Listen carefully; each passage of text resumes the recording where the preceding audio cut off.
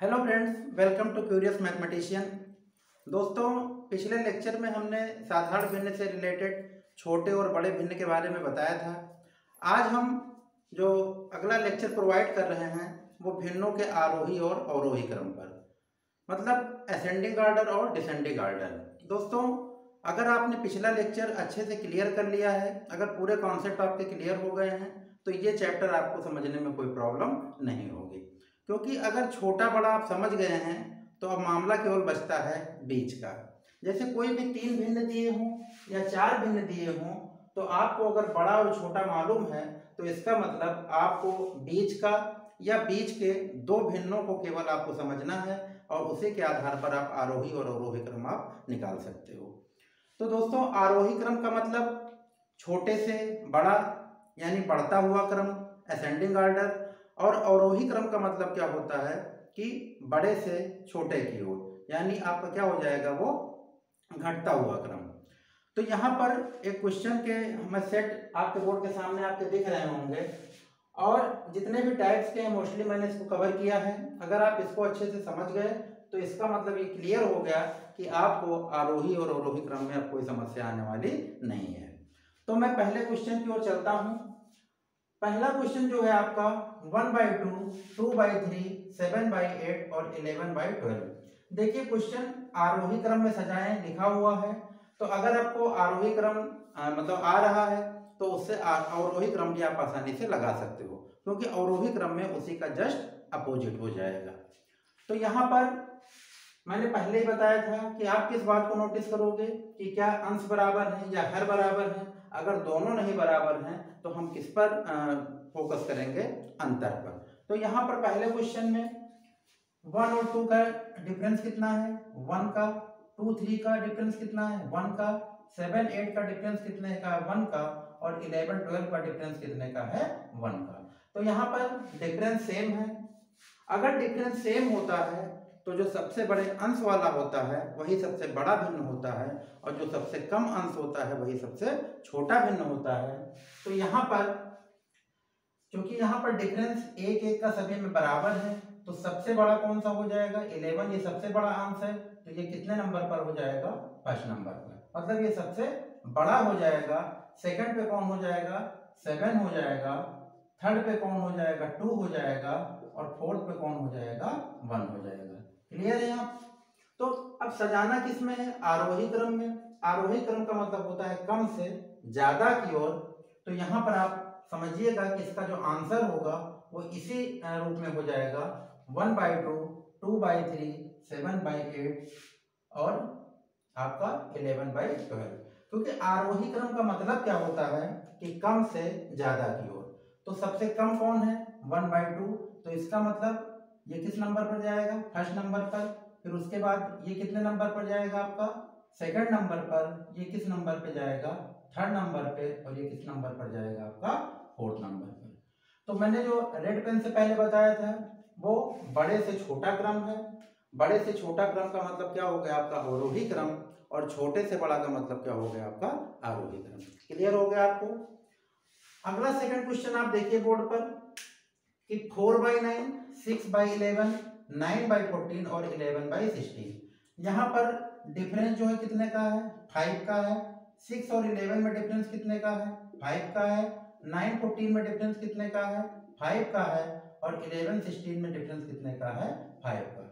यहाँ पर भी डिफरेंस जो है वो क्या है, 5 है सभी में, और सभी में क्या है, वो इक्वल है।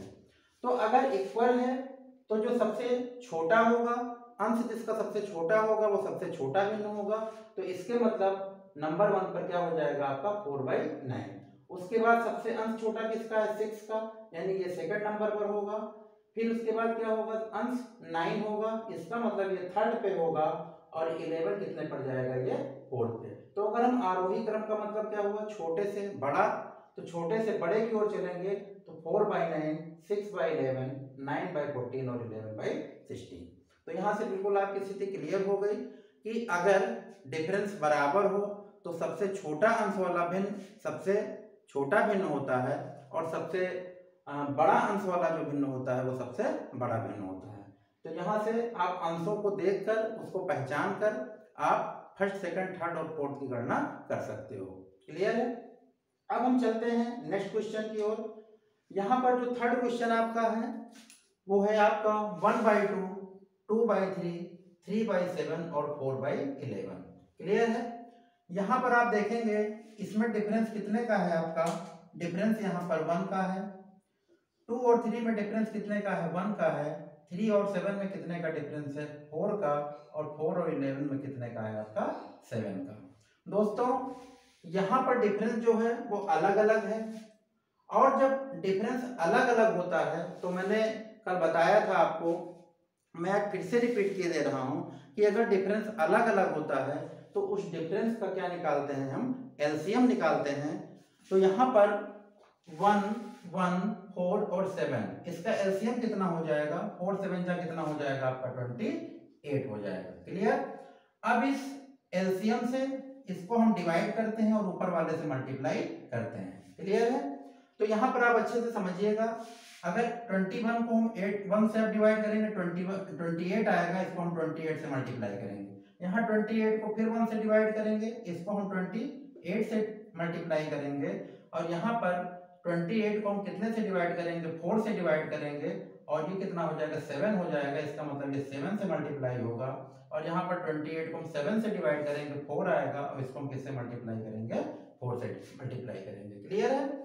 तो यहाँ पर आप देखोगे, मैं इसको ऊपर इरेज करके मैं आपको अच्छे से बता रहा हूँ।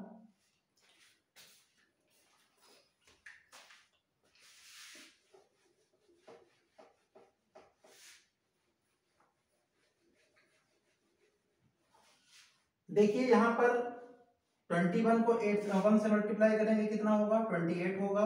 28 को 2 से करेंगे 56 होगा, और 7 को 3 से करेंगे 21 होगा, और 4 को 4 से करेंगे कितना हो जाएगा, 16 हो जाएगा।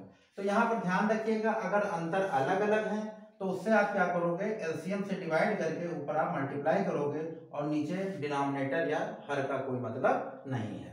तो यहीं से आप इसको क्लियर कर लोगे कि सबसे छोटा कौन है, 16 है, तो इसका मतलब सबसे छोटा कौन हो जाएगा, 4/11। इसके बाद 16 के बाद कौन छोटा है, 21 है। 21 किस नंबर पर है, थर्ड पे है, तो इसका मतलब क्या हो जाएगा, 3/7 हो जाएगा। इसके बाद 21 के बाद क्या होगा, 28, इसका मतलब क्या हो जाएगा, 1/2। और उसके बाद सबसे बड़ा कौन हो जाएगा, 56 सेकंड वाला है, तो इसका मतलब क्या हो जाएगा, 2/3। तो यहाँ से क्लियर हो गया होगा आपको कि अगर अंतर अलग अलग है तो आप उसका एलसीएम निकालोगे, उस एलसीएम से उस हर को भाग देके ऊपर मल्टीप्लाई करेंगे। हम नेक्स्ट क्वेश्चन की ओर चलते हैं। यहाँ पर जो अगला क्वेश्चन दिया हुआ है आपका 4/15, 7/18 और 11/30। यहाँ पर हम देखते हैं कि डिफरेंस क्या है। 4/15 आपका दिया हुआ है, तो यहाँ पर डिफरेंस कितने का है आपका, 11 का डिफरेंस है। यहाँ पर 7 और 18 में कितने का डिफरेंस है, 11 का डिफरेंस है। और 11 और 30 में कितने का डिफरेंस है आपका, 19 का डिफरेंस है। दोस्तों अगर संख्या जो है डिफरेंस बड़ी भी आ जाए तो भी कोई टेंशन लेने की जरूरत नहीं है, क्योंकि एलसीएम आप आसानी से निकाल सकते हो, और मल्टीप्लाई और डिवाइड करना कोई बहुत बड़ी बात नहीं है। तो यहाँ पर आप समझिएगा 11, 11 और 19 का एलसीएम कितना हो जाएगा, 11, 11, 19 का एलसीएम कितना हो जाएगा, ये हो जाएगा 11 × 19। तो ये कितना हो जाएगा, 19 × 19 और 19 × 19 और 1 कितना हो जाएगा, 209। तो यहाँ पर जो आपका एलसीएम आया है वो एलसीएम का मतलब उसका जो डिफरेंस आया है उसका एलसीएम कितना हो गया, 209। तो यहाँ पर समझिएगा इस बात को कि यहाँ पर कितना है, 209 है। अब इसको हम अगर डिवाइड करेंगे इन तीनों नंबर से, ठीक है, तो यहाँ पर 11 से जब 209 को जब हम 11 से डिवाइड करेंगे तो कितनी बार जाएगा, 11 × 11 9 और 11 × 99, मतलब ये कितना हो जाएगा, 19। तो इसका मतलब यहाँ पर जो संख्या लिखी हुई है 4/15, मैं ऊपर लिखे दे रहा हूँ 7/18 और 11/30। तो यहाँ पर जब इसको डिवाइड करेंगे तो कितना हो जाएगा, 19। तो इसका मतलब इसका मल्टीप्लिकेशन कितना होगा, 19 से। यहाँ पर फिर 11 है तो कितना हो जाएगा, फिर 19 से मल्टीप्लाई हो जाएगा। और यहाँ पर 19 से इसको मल्टीप्लाई करेंगे तो 11 आएगा। 209 को जब 19 से डिवाइड करेंगे तो 11 आएगा, और 11 को यहाँ मल्टीप्लाई करेंगे। क्लियर? तो यहाँ पर कितना हो जाएगा आपका, ये हो जाएगा आपका 76, ये कितना हो जाएगा 133 और ये कितना हो जाएगा 121। तो यहाँ से बिल्कुल क्लियर हो गया। देखिए ये थोड़ा सा इसमें जो एलसीएम है इसमें थोड़ा सा मल्टीप्लिकेशन अधिक है, तो इस बात को लेकर आप बहुत ज़्यादा परेशान मत होइएगा। यहाँ पर 200, देखिए इसमें सबसे बड़ी जो इम्पॉर्टेंट बात यह है कि जो एलसीएम आएगा वो तो डिवाइड होना ही होना है, तो इसलिए आप थोड़ा सा समझिएगा इस बात को।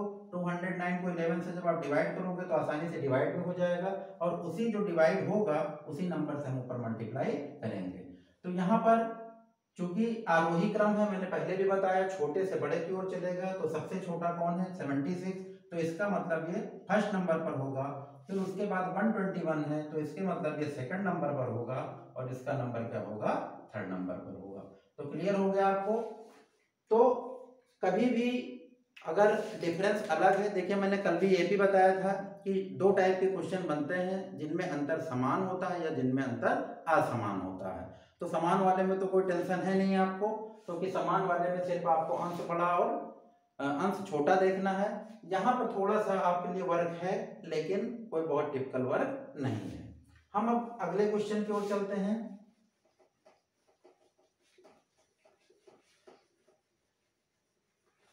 यहाँ पर क्वेश्चन आपका है 3/7, 4/11, 9/13 और 7/3। यहाँ पर देखिए आपका जो डिफरेंस है वो कितने का है, 4 का डिफरेंस है। यहाँ कितने का डिफरेंस है, 7 का डिफरेंस है। यहाँ 4 का डिफरेंस है। और यहाँ पर इस बात को नोटिस करोगे कि ये कौन सा भिन्न है, ये आपका अनुचित भिन्न है या विषम भिन्न है। क्योंकि जब अंश छोटा होता है, हर बड़ा होता है, तो ये कौन सा भिन्न होता है, ये उचित भिन्न होता है। अगर आप इसको अच्छे से समझ में नहीं पा रहे हो, अगर आप वीडियो पर डायरेक्ट आ रहे हो, तो इसके पिछला जो वीडियो है उसको आप देखिएगा, ये सारी चीजें अच्छे से क्लियर हो जाएंगी। तो यहाँ पर जब अंश बड़ा होता है, हर छोटा होता है, तो वो अनुचित भिन्न होता है, और अनुचित भिन्न का मान हमेशा उचित भिन्न से अधिक होता है। तो इसका मतलब सबसे बड़ा कौन सा हो जाएगा आपका 7/3। अब हम चलते हैं इन तीनों में डिसीजन लेते हैं कि कौन छोटा है या बड़ा है। तो चूंकि डिफरेंस अलग अलग है, तो इसका एलसीएम कितना हो गया 4, 7, 4 का एलसीएम कितना हो गया आपका 28। क्लियर है। तो 28 आपका यहाँ मैं अलग लिखे दे रहा हूँ, 4, 7, 4, और इसका एलसीएम कितना हो गया आपका 28 हो गया। अब यहाँ पे आप अच्छे से समझिएगा कि अब हम क्या करेंगे, इसको डिवाइड करेंगे। तो 28 को 4 से डिवाइड करेंगे 7 होगा, तो इसका मतलब पहले नंबर पे आप किससे मल्टीप्लाई करोगे 3 × 7। क्लियर है, मैं अलग लिखे दे रहा हूँ 3 × 7। फिर दूसरा नंबर क्या है आपका 7 है, 28 से डिवाइड किया 4 आया, और 4 को किससे मल्टीप्लाई करेंगे 4 से। फिर उसके बाद फिर 4 से डिवाइड करेंगे 7 आएगा, इसको किससे करेंगे 9 × 7 से। क्लियर है। तो ये हो गया आपका 21, ये हो गया 16, और ये कितना हो गया 63 हो गया। अब इन तीनों में डिसीजन हम करेंगे कौन सबसे छोटा है। तो सबसे छोटा कौन है 16 है, यानी सेकंड नंबर वाला सबसे छोटा है, ये फर्स्ट पे जाएगा। उसके बाद आपका 21 है, तो ये आपका सेकंड नंबर पर जाएगा, और उसके बाद 63 ये थर्ड नंबर वाला है, तो ये कितने पर जाएगा आपका थर्ड पे जाएगा। और सबसे बड़ा कौन हो जाएगा आपका जो अनुचित भिन्न है या विषम भिन्न है। तो यहाँ पर आप देखिएगा बहुत ही कूल माइंड से, बहुत ही इंजॉय करके आप क्वेश्चन को लगाओगे, और ये क्वेश्चन आपके बहुत आसानी से लगेंगे। ठीक है, हम अब अगले क्वेश्चन की ओर चलते हैं। देखिए 6 क्वेश्चन जो मैंने आपको दिए हैं, अगर इन 6 क्वेश्चन को आप अच्छे से समझ जाओगे, तो मेरा ये दावा है कि आप कितने भी टाइप के क्वेश्चन बनेंगे, छोटे बड़े आरोही और अवरोही क्रम से, तो आप उसको आसानी से लगा पाओगे। तो यहाँ पर जो अगला क्वेश्चन है 3/5, 7/9, 9/7 और 5/3 दिया हुआ है। यहाँ पर पहले चेक करते हैं कौन कौन से उचित भिन्न है, प्रॉपर फ्रैक्शन है, और कौन कौन से इम्प्रॉपर है। तो ये देखिए प्रॉपर है, ये प्रॉपर है, ये इम्प्रॉपर है, और ये भी इम्प्रॉपर है। यहाँ पर अच्छे से बात को समझिएगा। यहाँ पर जो भिन्न दिया हुआ है, 2 भिन्न दिए हुए हैं, जो कि 2 प्रॉपर में है और 2 इम्प्रॉपर में है। तो जो प्रॉपर दिया हुआ है 3/5 और 7/9। क्लियर है। देखिए अगर एक इम्प्रॉपर हो और बाकी प्रॉपर हो तो कोई टेंशन नहीं है उसमें, या सभी आपके क्या हो, प्रॉपर हो, या सभी इम्प्रॉपर हो। लेकिन जब कभी कुछ प्रॉपर हो और कुछ इम्प्रॉपर है तो उसके लिए आप क्या सिस्टम अप्लाई करोगे, इस बात को आप अच्छे से समझोगे। तो यहाँ पर ये दोनों जो भिन्न दिए हुए हैं, ये दोनों क्या है, आपके प्रॉपर हैं, यानी उचित भिन्न है, क्योंकि अंश छोटा है और हर बड़ा है। तो ऐसी विधि में क्या आप करोगे, आप क्रॉस मल्टीप्लिकेशन मेथड का यूज करोगे। ध्यान से समझिएगा, क्रॉस मल्टीप्लिकेशन भी एक बहुत अच्छा तरीका है इस क्वेश्चन को लगाने का। तो यहाँ पर 9 को 3 से करेंगे तो कितना हो जाएगा आपका 27 हो जाएगा, और 5 को 7 से करेंगे तो कितना हो जाएगा 35 हो जाएगा। तो यहाँ पे आप अच्छे से समझिएगा, इन दोनों में आपका निश्चित हो गया कि पहला वाला कितना है 27 है, दूसरा कितना है 35 है। तो इसके मतलब ये 3/5 वाला छोटा होगा और 7/9 वाला बड़ा होगा। तो पहला मिल गया आपको 3/5, ये फर्स्ट नंबर पर होगा, और दूसरा क्या होगा 7/9 सेकंड नंबर पर। तो प्रॉपर का फैसला हो गया। अब फैसला किसका होना है, इम्प्रॉपर का, जो कि बड़े ही होंगे। अब हम इम्प्रॉपर पे चलते हैं। दो इम्प्रॉपर दिया है 9/7 और 5/3। यहाँ भी हम क्रॉस मल्टीप्लिकेशन का यूज करते हैं। 3 को 9 से मल्टीप्लाई करेंगे कितना हो जाएगा 27, और 7 को 5 से मल्टीप्लाई करेंगे कितना हो जाएगा 35 हो जाएगा। तो इसका मतलब ये क्लियर है कि ये छोटा है और ये बड़ा है। क्लियर है। तो यानी जो थर्ड वाला है वो छोटा है और ये बड़ा है, तो ये बड़ा है तो ये सबसे बड़ा होगा। इसका मतलब यहाँ पर जो पोजीशन होगी आपकी, ये फर्स्ट पे है, ये सेकंड पे है, ये थर्ड पे है, और ये आपका फोर्थ पे है। क्लियर है।